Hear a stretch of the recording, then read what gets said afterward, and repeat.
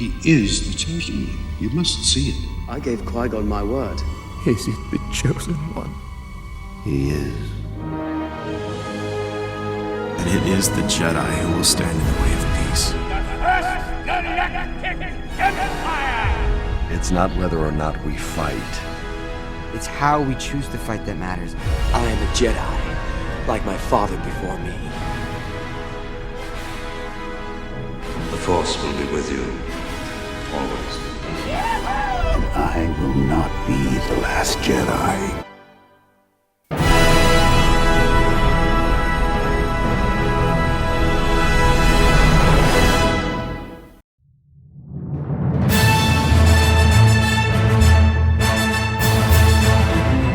You are listening to The World Between Worlds, a Star Wars podcast where we have been marathoning all of Star Wars in lead up to The Rise of Skywalker. This is the Season 3 finale of Star Wars Rebels. We're talking Twin Suns, 0 Hour Part 1 and Part 2. Monumental shifts happen in terms of the stories of all of our lead characters, and the path that the Jedi will take in the future, and the path that the Rebels will have to take in the future, the broader Rebel Alliance, and, you know, the individual rebels that compose the Phoenix Squadron. My name's Yates.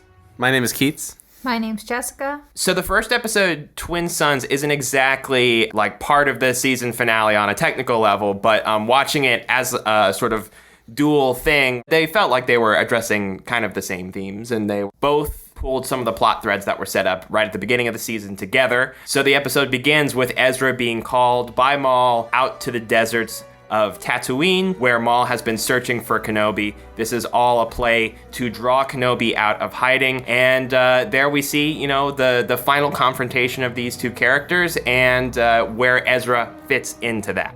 And so the episode starts with like a really good tone setter. Like I was kind of like eyeballing Jessica the whole time because I just wanted to see like how effective it was for someone seeing it for the first time.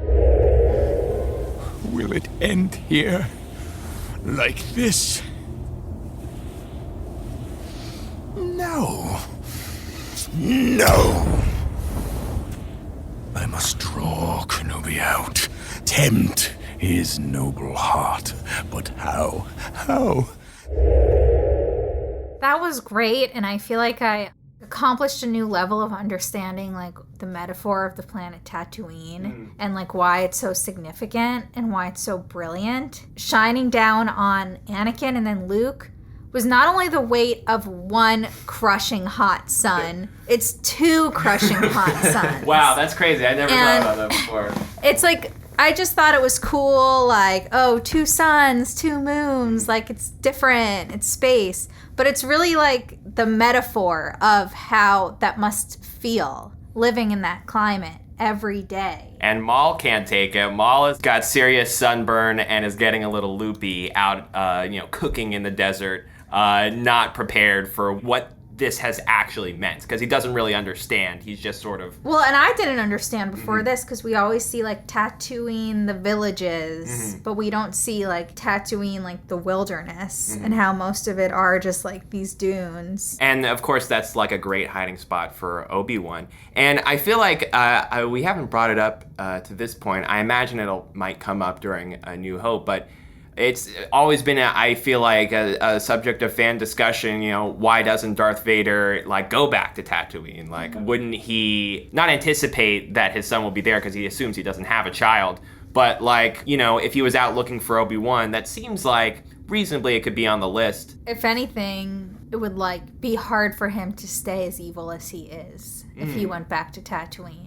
Like, it would just be, like, such a tender spot for him, and he might just, like, I could imagine him just breaking down and, like, crying, being back there and remembering what he used to be as a child. They even established earlier in the show that, like, they don't even know for sure if Kenobi is alive or not. But I could also see it as, like, a matter of Darth Vader thinking, wow, he would hide on Tatooine. That's, like, the most obvious place possible. I think Obi-Wan's smarter than that.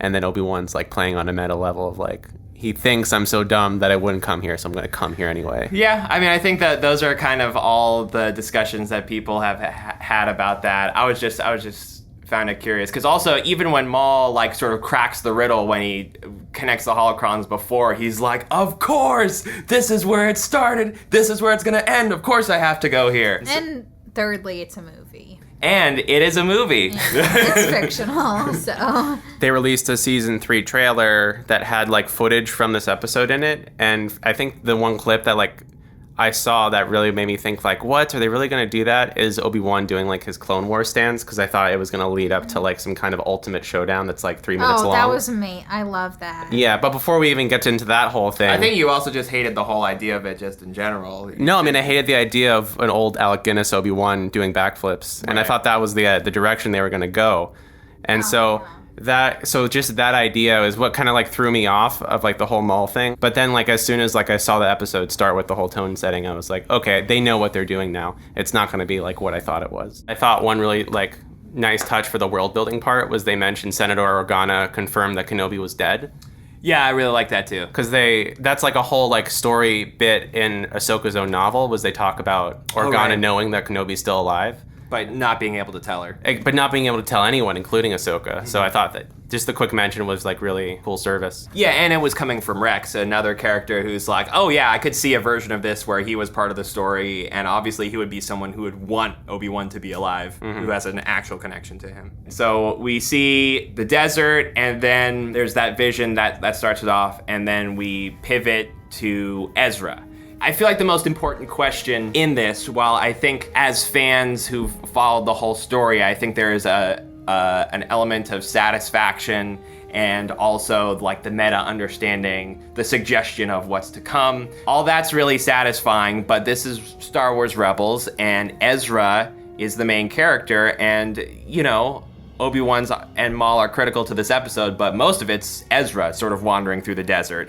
So I think the big question here for me is, what does Ezra get out of this whole experience, and why tell the story this way of him sort of going on this solo mission by himself with Chopper? I wonder if it's part of the development of a Jedi. Obi-Wan in this episode I felt was so different than the Obi-Wan in Clone Wars, and you can tell, and Kanan too, is like, they have so much like peace in the center and understanding of the nuances and subtleties of like what is to come and what should be done, and like what true like power and strength is, and they're so much more restrained. And I think Ezra is very much like in that early stages of a Jedi where it's like, I know my own power and I'm not afraid. So if I feel like I know what should be done, I can just get on a ship and do it. And I'm not scared to do it because I know how I can defend myself and everything like that. And I think he learns like an important lesson here is that like things are not what they seem. And I think that Jedis have to learn that like many, many times until they reach like the older master status where they start to do less.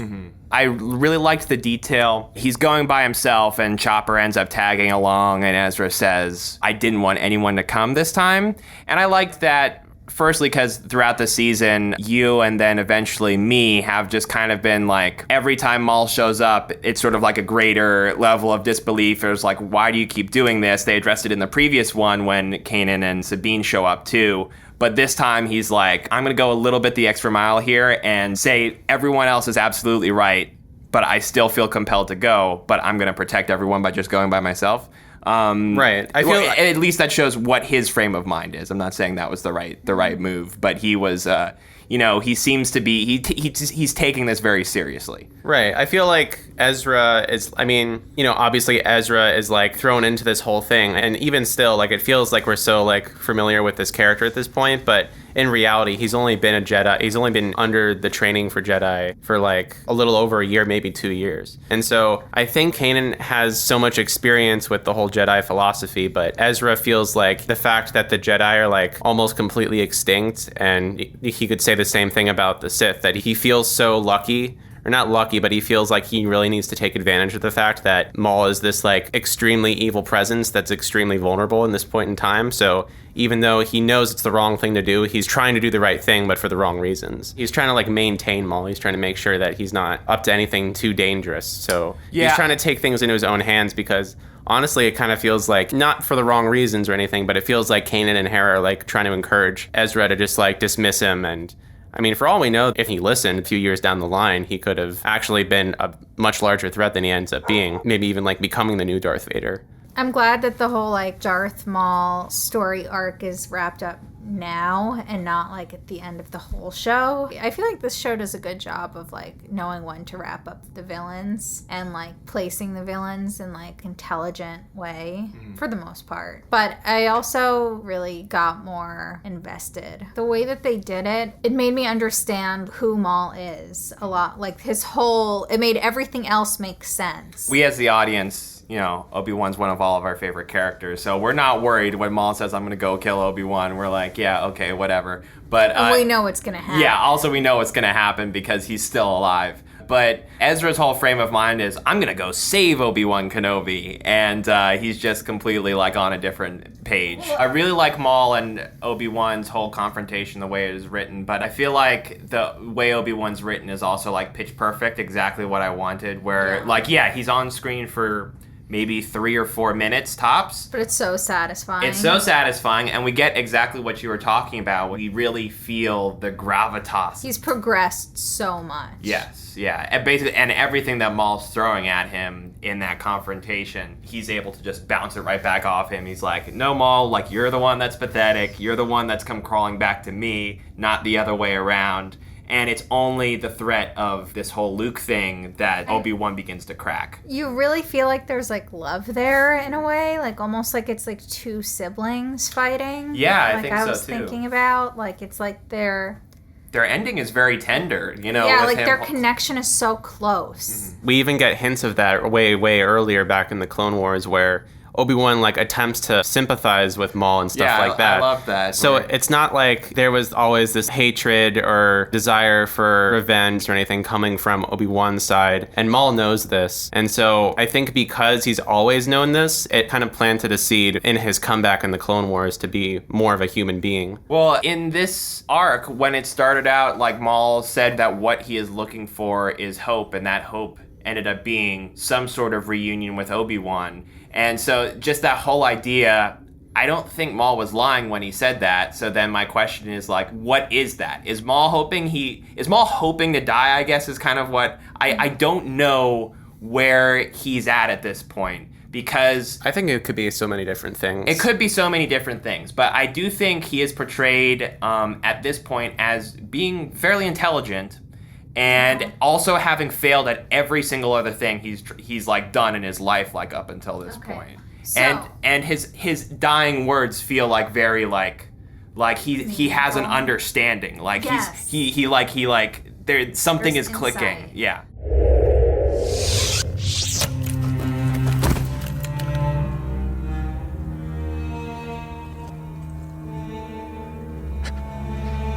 Tell me, is it the chosen one? He is. He will avenge us. What does everybody think he means by that? I think what it means to him is whatever you're doing, Obi-Wan, is that going to avenge me and you as well, but like me? And what he means specifically is, I'm sure they're talking about Luke, especially given the ending. And it makes sense that like Obi-Wan believes Luke is the chosen one. I mean, that just makes sense. Obviously, they're both familiar with the prophecy of the chosen one. And the way I interpreted it was Maul and Obi-Wan are both aware to the point that they have sacrificed so much and so many of their brothers and sisters have died for this eventual chosen one to be born and to be raised. So I think when he says he will avenge us, I think he just means that like it'll just make everything worthwhile, that it'll bring significance into their lives, that it won't just amount to nothing. Yeah, it was like I wanted to know where you guys were coming from it, because I feel like it's such a like cryptic and important line. Mm-hmm. And I feel like it's like very hard to put into words, at least now, like before I've had a lot of time to think about it. But I felt like that line like threw his entire character into context for me. And like something I was saying before about like what annoyed me about Maul was like they're just like throwing the whole kitchen sink at his character, basically. Like, oh, like, let's now try, like, Maul's a pirate, Maul's, like, a businessman, Maul's a mafia boss, Maul's in a clown hat, like, Maul's in the garbage dump. But after hearing that line, I'm kind of realizing that Maul is somebody who was born in, like, the way that things were and was trying to make his way in the world. And I think that what Obi-Wan was saying to Maul, if all you've learned how to do in your life is have power over people and dominate people, then you haven't learned anything about life, like in all of your journey. And then Maul throws it back at him with, but what do you have? You get it from Maul's perspective of, yeah, I don't have anything. Like, I'm completely desperate at the end of my journey, but so is Obi-Wan. Right. You know, so I see where he's coming from, in that it seems like, well, what's the point of life? Through using your talents, your strength, your power, whatever, if you're good or if you're bad, you end with nothing. And I think that, like, Maul got wrapped up with, like, all of the bad people, but it's kind of one of those things where it's like, okay, I'm bad, but this is really bad. Like, I don't think he identifies with, like, the Emperor. Maul's just more about, like, his own individual world. Or just, like, surviving or, like, finding some meaning or something like that. So I feel like that's what he meant by, like, will he avenge us? Was, like, both him and Obi-Wan have gone so far and come up with nothing. And they've been, like, sidelined and marginalized by just, like, the forces of the world that, like, made it, like, an uninhabitable place. So, I don't know. I feel like I still have, like, more to think about that. But I think that, like, what that line was trying to show us was that, like, even the characters who seem evil, like, they have, like, a lot in common with the characters who are good. Right. And I think something you said that I didn't even really think about was just that Obi-Wan's known this the whole time, but Maul hasn't. This is like the first he's heard of it. And so I think that's kind of like what enriches this whole feud even more so. I think that there's like a lot of intimacy within that, you know, like more so for Maul than for Obi-Wan. But I think that for Maul, it's like, if you're thinking about this person all the time, Right. You know, it's like they're within you in some way. You could see that from that intimate perspective, but you could also see that as like, I don't think any of us in the room see it this way, but you could also see it as Maul being a very like selfish person, being like, oh my God, my whole life has been dependent on this other person. My whole life's purpose has been on this other person, Obi-Wan Kenobi, and now I didn't even live up to my full potential because of this. Do you hear what I'm trying to say? It's like he could like... Well, I think that resentment is there. I don't think Maul is like exactly in a kumbaya place, but he is in a place of, I feel like...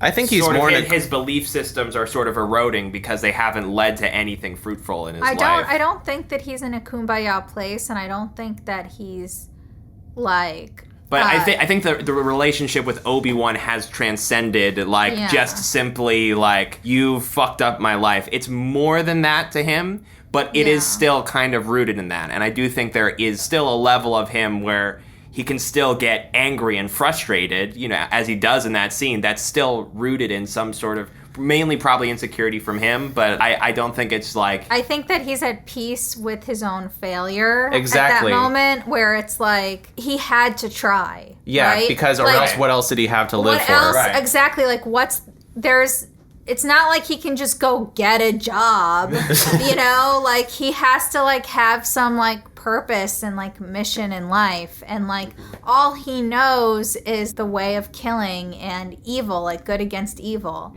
But I think that he's not stupid, as you said, Yates. Like, he's, like, thinking about things on a deeper level because of all of his failures, and especially because of his failures with the dark side. So I think that, like, in that moment of vulnerability, and I think that part of it was so vulnerable because Obi-Wan did it so quickly. Right. So it's like, well, clearly you are better than me. He could admit, not that the dark side isn't right. Like, I don't think that's what it is. So I agree with you in that, like, I don't think he's, like, abandoning the dark side and is now seeing that, like, the light is, like, the good way to be. Yeah, I don't think he could even if he wanted to. I don't think that that's the way it is at all. I just think that they're, like, both, like, like two sides of the same coin almost, whereas Palpatine is like not even like on the same spectrum, kind of thing. Yeah, no, I agree.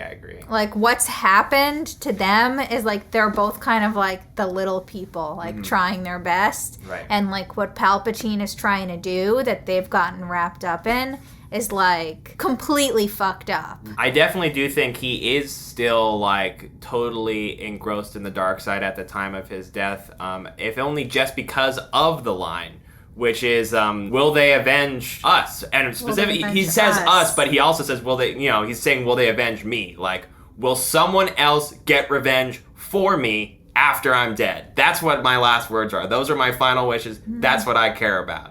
I don't interpret it that way. I think it's pretty literal is what he's saying. I mean, it can still be literal, but you can interpret it differently. I think in his world it's vengeance, but in Obi-Wan's world it's justice. Right. You know what I mean? So I feel like you can interpret it both ways. It's like, will justice be done? For me, it's what's great. What's great about the line is it's as close to transcending that as he will ever be able to be. But it's still, he can't escape the ideology that he's known his entire life, which is someone wrongs you, you get revenge.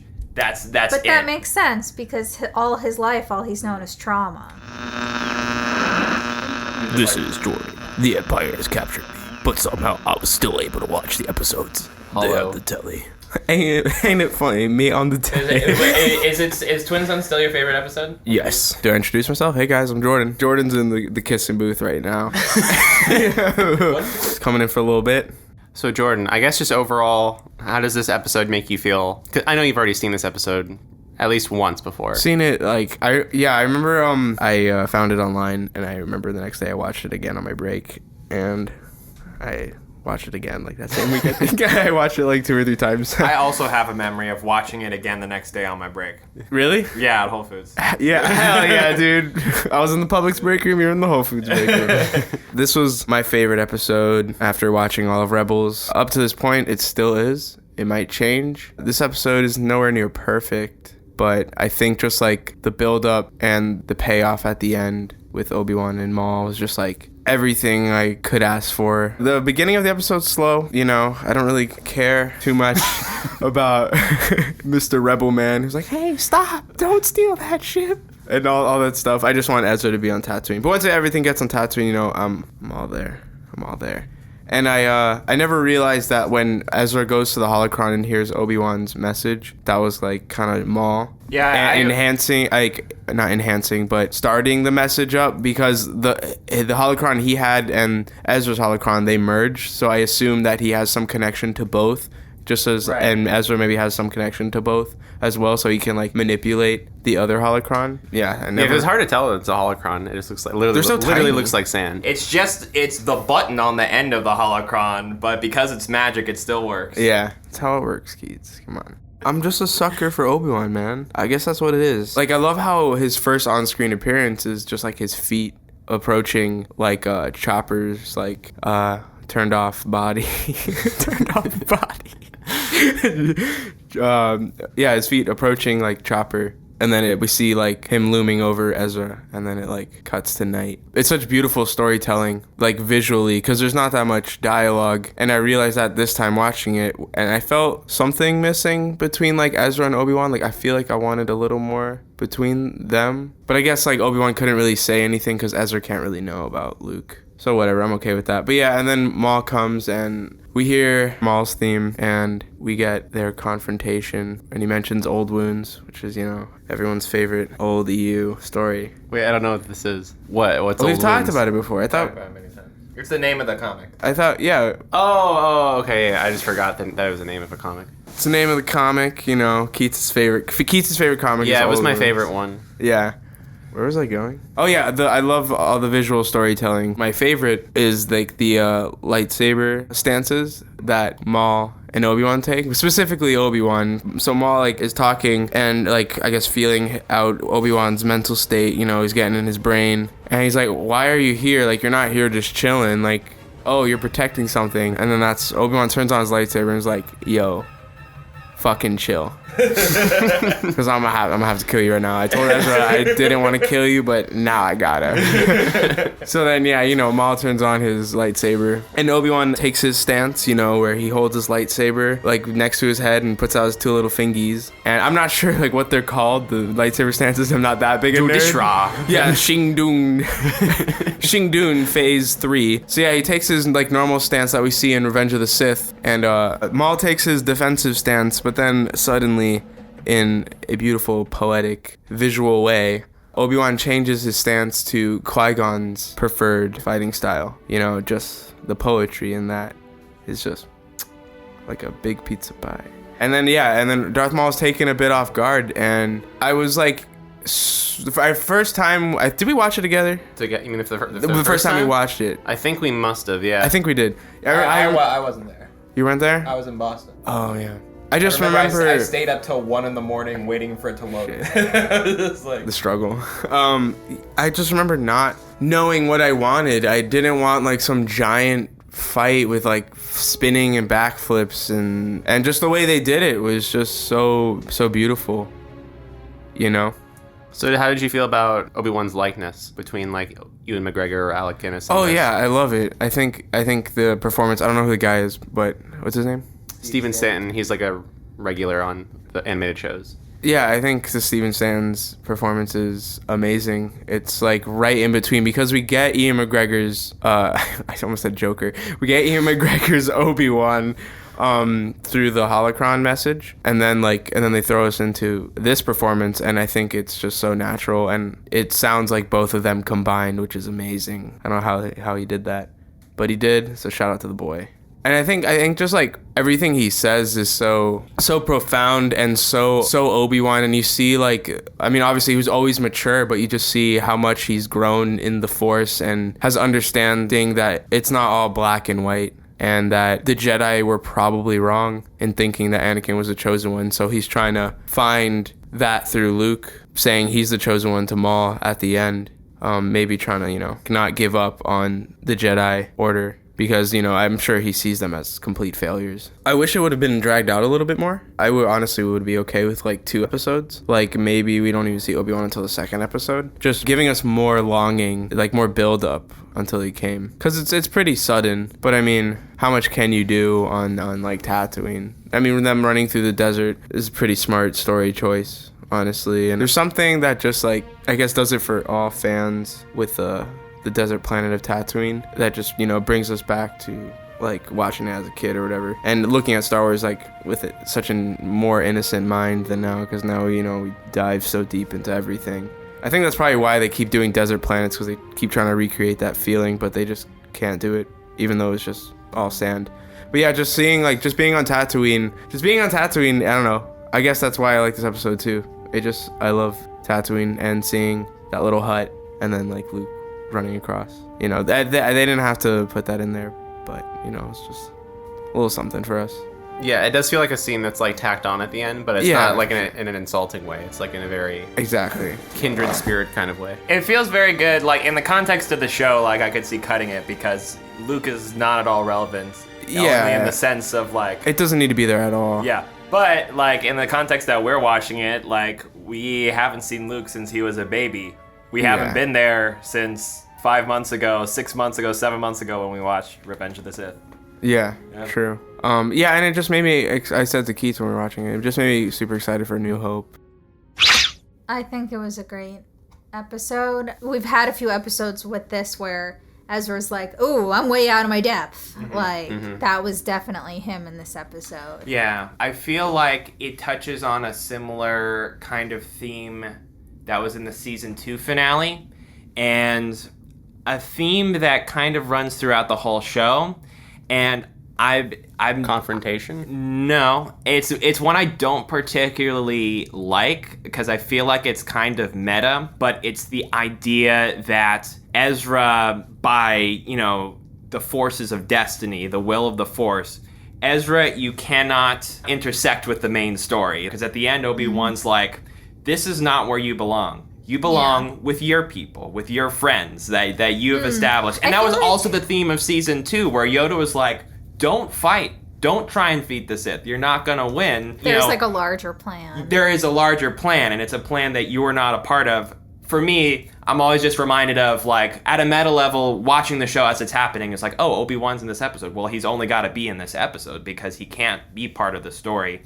I kind of feel like that's one way to look at it, but another way to look at it is, like, all of these, like, so-called bit characters do interact with the larger story. Right. I think it's a double-edged sword, though. It is, because I think it makes because Rebels more relevant and therefore better. And it's like kind of like with Rogue One, like some people are like, what's the fucking point? Right. But like I think it shows how, you know, when they say like, oh, thank God for Gandhi or Martin Luther King, well, it was all like a bunch of people and like a bunch of stories that like history will never know about that like made the movement and the thing happen. Right. Yeah, no, I definitely, I feel like that is... I don't think that's what Yates' issue is, though. Well, no, yeah, I feel like it's just I like that, and I like that sentiment, and I like that idea. I think it's present. I just feel like it is more overshadowed by this message of you have your own friends. It's just hard for me as a viewer to not think about that. And I think that as someone who thinks about how they make this, I'm just imagining them in the room just being like, Dave Filoni just being like, I just really want Obi-Wan in here, and Maul's in here, and like, same thing with Ahsoka, like I really want I really want these characters in here and to make it meaningful. And I do think the show does an absolutely great job of making it meaningful. So I can't complain. They're not giving like the ultimate payoff or tie-in or oh, because of this, that's what happened. But in a way, it is cool that like Ezra was the one who was instrumental in Darth Maul finally dying. And like very that true. Happening by the hand of Obi-Wan. And I do appreciate the other side of this theme, which is I think, you know, it is important, just the idea of just like knowing, being pragmatic and knowing where you're best suited to help people. Yeah. And, you know, it's stated pretty bluntly at the beginning of this episode. Hera's like, hey, we're training for this Lothal thing. You're from Lothal. You need to be here for that. Lothal's where we started this show. We're the Lothal family. Like, what are you doing running off trying to, you know, fix this big Jedi Sith thing? And I do think it is valuable to just kind of say, like, Ezra, this is where you can do the most good. And there's been a couple episodes, even in the past couple, where Callus says, I can do the most good here, and Sabine says, I can do the most good here. So Obi-Wan's kind of saying the same thing, but in different words. Yeah, Obi-Wan's saying, you're not going to do the best you can do here. Like, I have a job that I can handle here. You can handle the job leading the rebellion. So yeah, it's me and you a few episodes ago kind of just had like a rant discussion that obviously didn't make it in the episode, but it was kind of about this episode, and you kind of got into it already, but just to get some closure on that. You were talking about how you wish this wasn't an episode in Rebels, and it was kind of like its own story between Maul and Kenobi, and you wish that Ezra and Chopper were kind of irrelevant to all of this. Yes. So upon rewatching, does it change your mind, or does it make you think differently? It doesn't. My opinion is the same as before, which is basically that I think Rebels at points becomes a little too concerned with tying up Clone Wars' loose ends, and I probably would have preferred the universe where Clone Wars got its ending and all the plot threads were tied up. Darth Maul probably died. Ahsoka perhaps got an open-ended ending. I don't know.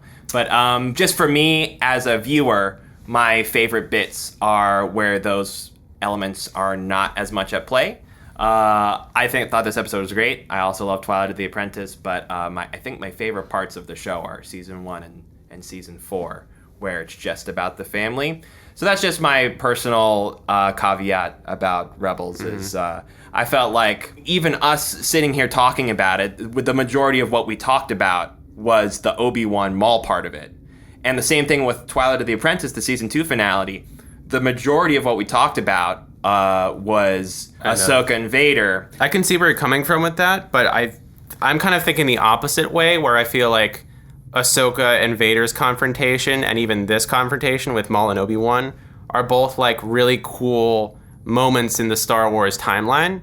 But I feel like having a whole story about that would kind of, in my opinion, I think it would almost be a disservice to it, because I don't think developing a whole story around that would be just as interesting as that singular moment. So I think kind of using Rebels as a vessel to like tell the story in like a background context and also showing it at the same time is like the perfect way to go about it. Yeah, for me, the journey of getting to the Ahsoka Vader confrontation and the journey of getting to the Maul Obi-Wan confrontation, I didn't always enjoy in both cases, and sort of even how they handled the whole Maul story this season. Well, since Ahsoka's a whole season ago, I won't talk about that, but just talking about Maul, like this whole season, it's been like one episode that's this tiny little building block. Like as a whole story, I'm just like, the best part of it was this. Yeah, I mean, this was fantastic. It's literally the climax. Yeah, but it's the climax, and I don't think getting there was as interesting. So for my taste, if we got like, and I hope they do this in the future, which would just be like animated movies on like Disney Plus or something like that, like something that, or like a mini-series format, like not these 20-minute things anymore. Like it would be great to do like 4 50-minute episodes of like an animated show, something like that. Yeah. Where I could just like really dig into the characters more, because Ahsoka, what I said before was that, in that argument, was that like, not only is the ending the best part, but like it's largely indebted to Clone Wars and not to what was set up in Rebels, because Ahsoka appears in like 3 episodes in Rebels and doesn't really do So it's like a limitation of form, basically. It is a limitation of the form. There's just some dissonance in my brain just in terms of like, just in both cases, I just feel like the Ghost Crew is just the least interesting part about what's happening. So I just feel like, for me, it detracts from both of them, but only in marginally small ways. I'm just always asking myself, what is Ezra learning here? Well, I like that they kind of used the build up to it as kind of like information for Ezra to pick up on, because he's still a Jedi in training. So I like that his whole journey with Ahsoka and even journey with Maul were both like opposite spectrums of him to like learn information from. And so this is kind of like a kickoff point for Ezra to go and do his own stuff in the future. I feel like they did a good job of that with Maul, but with Ahsoka, she like barely taught Ezra anything. If she did, it was off screen. Well, yeah, but like, yeah, because her stuff is also like rooted into the rebellion, but then we get a couple episodes with her like doing Force stuff between the Lothal Temple and stuff, and I like all that stuff. The Lothal Temple was good, but that being said, again, I am super happy with what we got. And I live in the real world, and in the real world we got this, and I was very happy with it, and I'm happy with how they decided to tell it, and I feel 100% closure on this story. Like I don't feel like I've been robbed of anything. I do feel like, well, it's got, I mean, I really do think it has like the perfect ending, so I'm happy with it. I've seen this episode probably like 4 times, maybe 5 times. This time watching it, I felt like when there's that epilogue bit where you see Obi-Wan looking at Luke Skywalker, it was like the Rogue One effect for A New Hope. I felt like that was the moment where I saw the transition between Ewan McGregor's Obi-Wan to the future of Obi-Wan in the original trilogy. They did like a few really good animation things with like his eyes. I agree with that. Like his you can see the transition very well with him. Okay, I buy the fact that this is the same person. Yeah. Also, I think that the Ben Kenobi of like the originals and then the Obi-Wan of the prequels and the Clone Wars sometimes seems very different. So I like the fact that you have this like bridge. And I think they do that a lot, where it's like, okay, like now I believe it more. Like, Ezra bridged them. Exactly. I think it's also just the character. The character is so beloved, like both incarnations of the character, that like it's kind of like something that fans always imagine, like, or just are always sort of playing with. And I think that's why, beyond the fact that Ewan McGregor has sort of transcended into, you know, the mega meme, but like there is that thirst for the Ewan McGregor Kenobi thing that people have been wanting for forever. Like that's like the number one fan wish was for that. I think it's just because it's something people have always wanted to see. And for me, I loved it immediately because I just felt like it was, in my mind, it was exactly how I imagined him, which was wiser, closer to the Obi-Wan we know from the originals, but like set into the context of like old wounds. These old wounds from my time during the prequel era. Well, and you can just like see in his eyes. I feel like it was really good animation. Like you could see in his eyes how the old Obi-Wan is still there, but like this new Obi-Wan has all the pain. And I think it's also such a good message too of like all of this pain that he's experienced from Darth Vader and Order 66 and blah blah blah has made him like such a wiser person. Right. So Jessica, how do you feel about the Kenobi TV series with this new episode? I think that's a good thing. I really feel like there's so much more for his character. Like, I want to know his character's origin story. But, like, I hope they don't fuck that up. Like, if they do that, because it's definitely fuck-upable. I do agree. I think there's a lot to be told there and a lot to explore with him that you probably wouldn't get to explore with another character. Maybe, like, Luke post everything going to shit for him in the sequel trilogy. But, you know, seeing someone really have to grapple with all the things that happened, being able to tell a story about a character that's sort of really desperate and living on the fringes. And also for me, I'm very curious to see in the Clone Wars it establishes that you go through this special psychedelic training in order to transcend life after death. And Yoda promises that training. Yep. I would definitely like to maybe see that as well. I haven't even put that into account, but I feel like it's ultimately a risk assessment. I feel like there's like so much about Kenobi's story that you could fuck up with him in Tatooine. Yeah. I almost don't even know if it's worth it to tell that story, but I guess we'll have to wait and see. I think the real question is, are they going to have him go off Tatooine? Yeah. Is it going to be all on Tatooine, like just living a very desperate life? Or is something going to call him away from that? Hopefully I think it won't just be like a little serial thing of like Monster of the Week, like that kind of bullshit. Yeah, I don't think they will. I feel like that will probably be what Mandalorian and Cassian Andor are, but I feel like Obi-Wan, because he's a Jedi, you have to go. And because he's such a heavy character, you kind of have to go. I hope in a way that they do like flashbacks or... I really want that too. But just like... have episodes set in like different times of his life. You know what I mean? I would like much prefer that, honestly. In a way. Like sort of like the Lost thing where you tell two stories. Like you tell one timeline, which is the present day, and then you contrast it with a story from his previous life. Which would make sense because if he's there after everything that happened, he's just going to be running through his life like at all times. Yeah, that's true. I would be happy with that. Well, Abrams, you heard it. 0 Hour, Part 1 and 2. Thrawn's taken a whole season to spin his web, and it's about time to catch some rebels. The episode starts within 2 minutes. He's captured Agent Callus, and he has discerned the location of the rebel base, and this is an all-out assault on our rebels just when they thought they were ready to launch their first major military strike against the Empire. There is no escape, and your forces are badly outnumbered. This rebellion ends today. We'll never surrender to you, Thrawn. You misunderstand, Captain. I'm not accepting surrenders at this time. I want you to know failure, utter defeat, and that it is I who delivers it crashing down upon you. Now, let us proceed. We don't have the strength to meet Thrawn head-on, but I will get us to safety.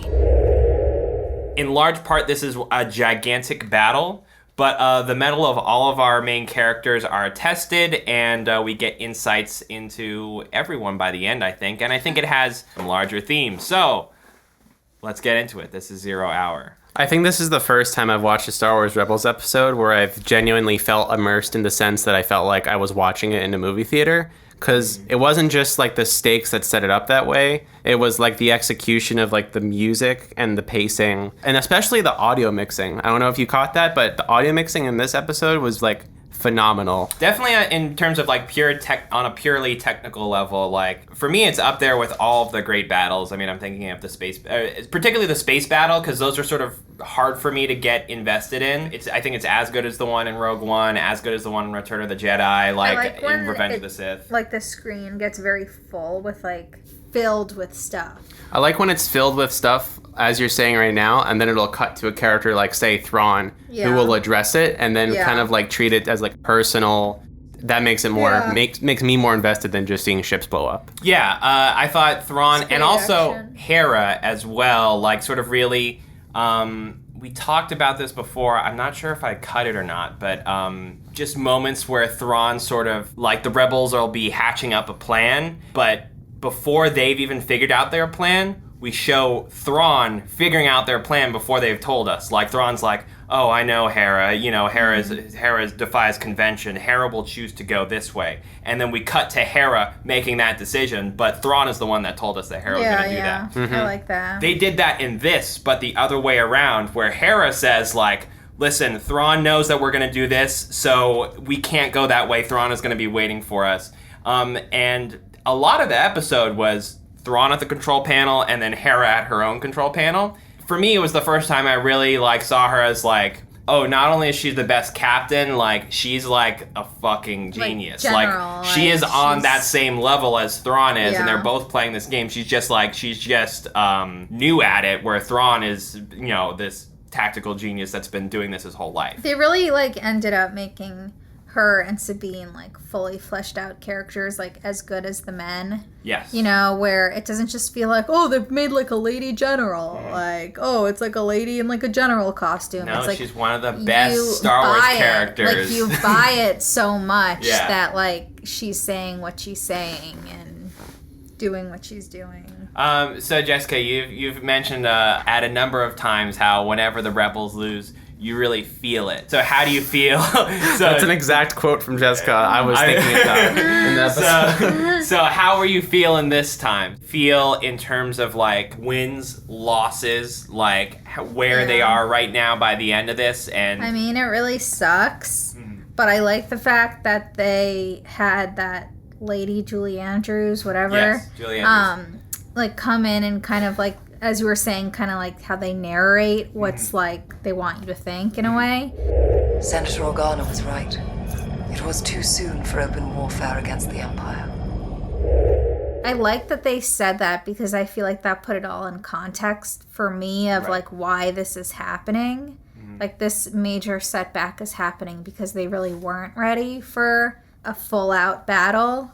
But it sucks, like, when you see these big things go down, and it like, sometimes when there's big explosions, you're just like, oh, a big explosion. But because of how they've set the rebels up and the stakes up, I think about who's on that ship. Right. Like, how many, like, good rebels did they just lose? Like, probably hundreds. And, like, having General Sato, like, killed off and, like, sacrifice himself, like, that was a big thing. Yeah, he was like our first, like, main rebel character, and Ahsoka, and they're both out of the picture. Like, they were our first touchstone for, like, welcome to the rebels. They're gone.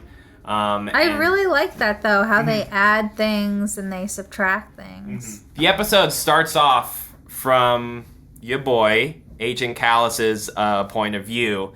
So we find out that, you know, it's a cute little moment where Agent Callus's, like, secret little operations thing is Ezra's home. Exactly. There was one shot with Callus that I really loved. That's like, it's a pull out of him, like, looking downward at Thrawn and his Death Troopers. Yeah, at the beginning. I just realized that's a parallel shot to the opening of Star Wars Rebels, where Ezra is about to embark on his journey into the rebellion. You have the heart of a rebel. I'll take that as a compliment. Callus's story has developed so much. Yeah, I think literally my only critique of this episode is I wish Callus was more involved in the plot, because I care so much about him at this point. I agree. And I was hoping that when Jordan even said, like, yo, because Thrawn said Callus is going to be, you know, more useful as Fulcrum than he ever was as an Imperial. And then, like, what happened barely qualifies as that. Exactly. So I was really, all of Callus's episodes are pretty much my favorites, but I just wish I kind of understand why they chose to do it this way, but I do kind of wish that, if not including him in the plot more, just beat him up a little bit every once in a while. Yeah. Well, I kept feeling like, how is he gonna sabotage, like, Thrawn? I guess I was just thinking, and I would understand this, is like, I feel like the show's done such a good job of setting up Thrawn as, like, a really dangerous threat and a really intelligent threat. So, like, if Callus was going to try and pull one over on Thrawn, I think in almost every instance, Thrawn would still end up kicking his ass or winning. And so if Callus not being a part of the plot as much as I would have liked him to in this resulted in him living. Exactly, that's exactly what I'm thinking. Then I'm happy with it because I like Callus. Yeah. The Ezra story, the first part of it's like pretty much just all action, but then the second episode is all about him getting Sabine over and like teaming back up with Sabine and picking up with that plot line in some way. How did you feel about how that was implemented into the story? I thought Ezra's thread in this was definitely the weakest. It didn't really accomplish anything aside from... Definitely Zeb and Rex's was better. Honestly, you're right. You're right. No, I didn't feel that way. Oh my God. I love just them together, so that really together. improved it for me. But, Ezra and Chopper, also known as the audience surrogate character, it just didn't feel like there was anything like really new about it. Like Sabine like went on Kronos to like do this whole other mission, and we haven't seen any development on that, so why even bring her there in the first place? Right. You mean she just got there. Right. The artificiality of like dropping off Sabine and then bringing her back 2 episodes later. I think when season 3 came out, I binged all of it, and I was just like, they just got there like 60 minutes ago from me watching this show. See, I pretty much expected that to happen. That's another cynical hat on. But also cynical hat on for me. The entire first part of this show, I completely never even thought about Sabine once because she's been so not uninstrumental to the Ghost crew for so long. And Trials of the Darksaber was like her like promise for more, and they're just kind of bringing her back to where she's like honestly the weakest. Like she's being taken out of the interesting place and put into the less interesting dynamic. But doesn't she go back to Mandalore? They say that at the very end of the episode. Right. Yeah. So she's just coming back. You're just saying it kind of sullies where you were at with her before. Yes. Yeah. For me, it's just like obviously Sabine's still a main character, so they're gonna bring her back in. But yes, it would be nice for it to be more meaningful. But at the same time, they don't have time. At the same time, yeah, and also like really. Like, in terms of, like, big emotional stuff, I don't think anything was operating at, like, a super high level in this episode beyond the crushing punishment of what Thrawn is dishing out to the rebels. Like, I don't think... I would say that on top of everything Callus went through were the 2 biggest emotional beats. Yeah. Callus and the Thrawn moment and the Kanan. And the Kanan and Bendu moment. Yeah. For me, it was just the gravity of, like, the historical moment more so than, like... Yeah, I felt a lot of like ranging emotions throughout the show, at this episode. Yeah, it hit that because I think it was what was happening was so dramatic. But I don't think even though like Sabine is quote unquote being plopped out of the interesting story and put into this, like I felt like it's just at this. For me, it didn't matter because everyone was kind of at the same level in this episode. Okay, so I agree that Ezra's story was kind of just like Ezra. You have to do something. Right. Yeah. But also it was just kind of like plot, like moving forward, like the battle and how are they going to wrap the battle up? How will they win? But to give him credit, he had the most swaggerific suit in this whole show, to be honest. I love his space suit. I didn't get that though because they're on this fucking ship and they blow it up by shooting at it. It's like it was so quick. I noticed that both times. I was like, this whole episode we're trying to get to this moment, and then it happens in 10 seconds. They blow up the ship, and then everyone leaves. But you know why? They blow it up by shooting at it with guns. Yeah. But you know why it's so effective? Because they put Chopper in Darth Maul's ship. That was their key to winning. Good one, Keats. Hello everyone, it's me, Elton Castle, here to fix another awkward transition in the editing room. So, what were everyone's thoughts on the Bendu and his smoky thunder powers? Okay, well, I loved it. What do you guys think? I liked it. I liked it a lot.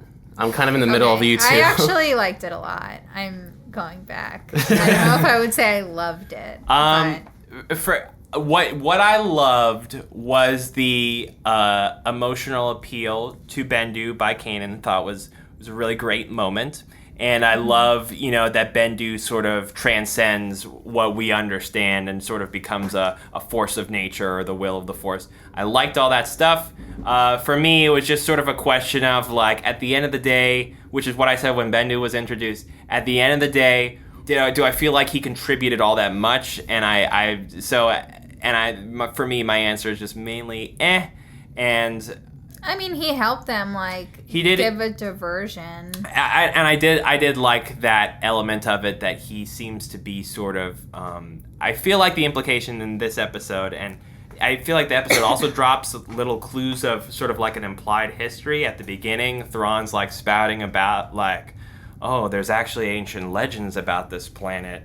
And Bendu says another line about, like, why do you think this place was so hard to find and it's been hidden for all this time? That maybe it was the Bendu who hid it.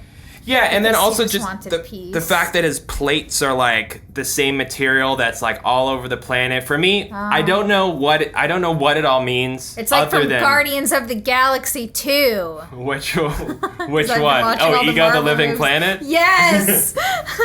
Exactly. Listen, Kurt Russell, we swap out Bendu, throw in Kurt Russell, I'm happy. No. Yeah. I understand what you're saying about the Bendu, because I totally get that mindset. Kanan could have easily just like communed with Yoda and gotten the same results or whatever. Yeah, I was just like... But we've talked about this before, about the show taking risks with like introducing new ideas, and I ultimately think that the journey of Bendu's arc is worth it because I like that they're playing with new ideas and Bendu's like a really new concept. Well, if they're leaving the planet, they can't just not do Bendu. I mean, right. Bendu was so significant to the planet. Yeah. What I thought was going to happen, that was a missed opportunity, was when he talks to Bendu, Kanan talks to Bendu, then they go into the fucking weird, ugly spider holes. Mm-hmm. I thought that Bendu was going to like help the Jedi out with having the spiders attack or the Empire. other way. I was also thinking about the spiders, or I was just thinking about like Bendu's not on Kanan's side, but the spiders like are on their side, like sort of do something different where Bendu's just kind of being just difficult and frustrating, but like these actual animals that are invested in what happens to the planet like do it. For me, the one thing that all of these details mean is that I do think Bendu is kind of like an emissary for like nature and the planet. Yes. Exactly. And that is one thing I like, definitely with the whole idea of him being able to turn into a storm, but also like just thinking about like he seems to be some sort of guardian and hit the material that make up him as the same material that's all over the planet. I think it's a good personification of like the nature of the Force, because like he says like, I don't give a shit about your petty wars, and like he has like a very good point of like, you know, the more the Jedi fight, the more the Empire fights, the more, you know, and it's just gonna go on and on like this forever. He even says like, yeah, the Jedi before you, maybe they were supposed to die. Like I'm the will of the Force. Like I fucking like, they're dead because they had to die. Like that's how it goes. Right. And but it is a great metaphor for our current time and climate change. Oh, sure. Which is like, if, you know, the land is neutral, right? Mm-hmm. Like, or just life itself is like neutral in the wars of like good and evil of like people and sentient beings or whatever.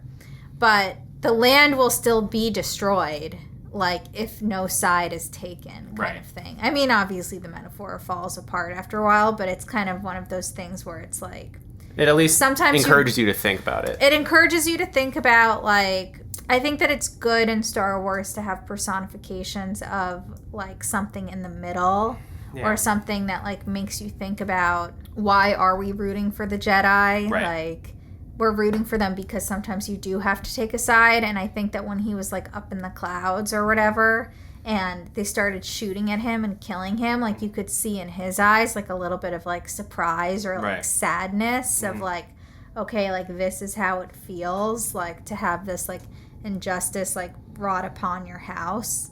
And, like, I do feel bad for him because he's, like, such an innocent, like, neutral party in all of this, and there's so many parties like that in all of Star Wars that are just, like, we don't, like, give a fuck about your ego games or your, like, old-time religion. Like, we're just, like, doing our own thing over here. But they end up getting, like, brought in. Right. And I also really liked, when Kanan sort of bit back at Bendu, too, because, I think the fandom abroad sort of has this fascination with like the gray Jedi or just like being in the middle, and I think it was good, like Kanan just basically said, Bendu, like, you're a fence sitter, like you are just like you are just watching these things happen, and you are complicit in all of these terrible things that you claim to be like above. But he like made like perfect points about and just sometimes it's good to be good, asshole, like help us out. right like sometimes like there actually is a right and wrong, like it's not just gray. cannot see. But I can. What do you see? I see your defeat, like many arms surrounding you in a cold embrace.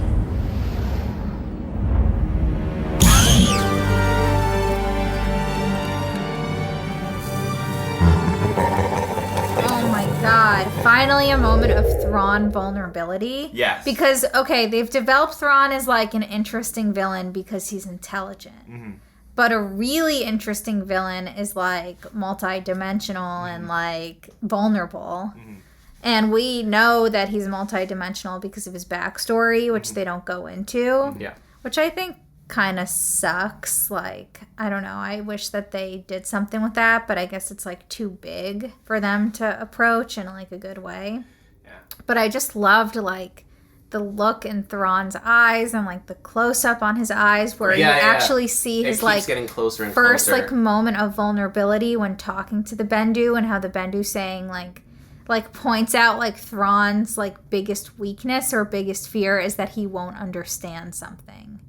He goes, and he doesn't understand the Force. He doesn't. He calls it Jedi devilry. What Jedi devilry is this? And then Bendu's just laughing at him like, you can't destroy me. Like, I'm bigger than you understand. And then Thrawn is like, well, I can destroy you because I'm going to shoot you with this like ridiculous looking gun. And then like Bendu just disappears and laughs, and like he like sees Thrawn's defeat, and like you can tell that like Thrawn kind of believes him. Like he gets into Thrawn's head because now he's planted the seed in his head that there's things that he can't see, there's things that he can't understand, and he will fail. And I think that Thrawn, being like as intelligent as he is, kind of maybe realizes what Darth Maul couldn't see, which is throwing in your lot with the dark side isn't going to get you like the meaning and the attainment that you desire.